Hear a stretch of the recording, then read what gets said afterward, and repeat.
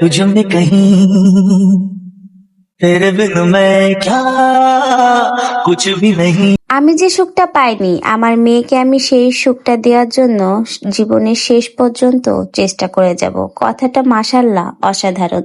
আর এই কথাটাই শেয়ার করেছে তিশা। তিশা তার আইডি মার্জিয়া তিশা থেকে রিসেন্টলি একটা ভিডিও এবং পোস্ট শেয়ার করেছে।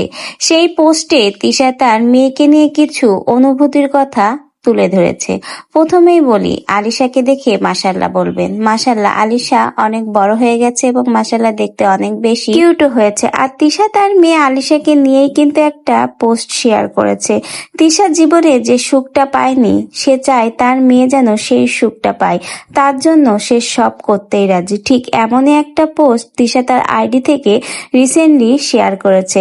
প্রত্যেক মায়ের কাছে এটা আসলেই একটা বিশেষ বিষয়, কারণ প্রত্যেক বাবা মা চায় তার সন্তানকে তার সবকিছু দিয়ে সুখী রাখতে। ঠিক তিশাও তার মেয়েকে সবটুকু দিয়েই সুখী রাখতে চায়। এটা মায়ের কাছে তার সন্তানের জন্য সব থেকে বড় পাওয়া। তাই তো তিশা সংগ্রাম করে যাচ্ছে তার মেয়েকে একটা ভালো ভবিষ্যৎ দেওয়ার জন্য, বাবা মা দুজনেরই ভালোবাসা দেওয়ার জন্য।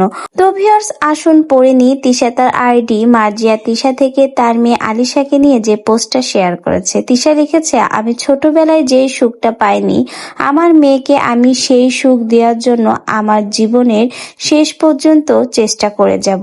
এটাই হলো মা। মা তার সন্তানকে সবসময় ভালো দেখতে চায়, সুখী দেখতে চায়। সব সুখটুকু মা তার সন্তানকে দিতে চায়। এই জন্য তিশাও কিন্তু চেষ্টা করছে যেন আলিশা তার বাবা মা দুজনেরই ভালোবাসা পায়।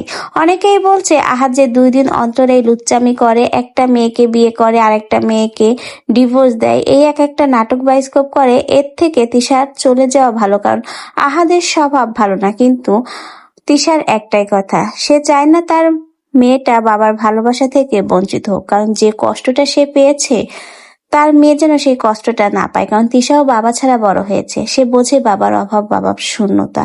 এজন্য তিশা চায় না আলিশা যেন তার বাবার ভালোবাসা থেকে বঞ্চিত হোক। তাই তো তিশা চেষ্টা করে সবকিছু মানিয়ে নিতে।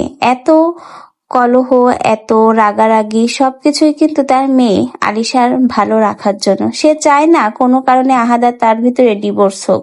নানা ধরনের সমস্যা হয়। এই যে দেখুন, সামান্য আখি আর আহাদের মধ্যে মান অভিমানের জন্য আজকে ডিভোর্স হয়ে গেল তাদের। কষ্ট পাচ্ছে কি আয়াস বাবুটা। আয়াসটার বাবার ভালোবাসা থেকে বঞ্চিত হচ্ছে, বাবাকে কাছে পাচ্ছে না। মা বাবার ডিভোর্সের জন্য সব থেকে বেশি ভুক্তভোগী হয় এই সন্তানেরা।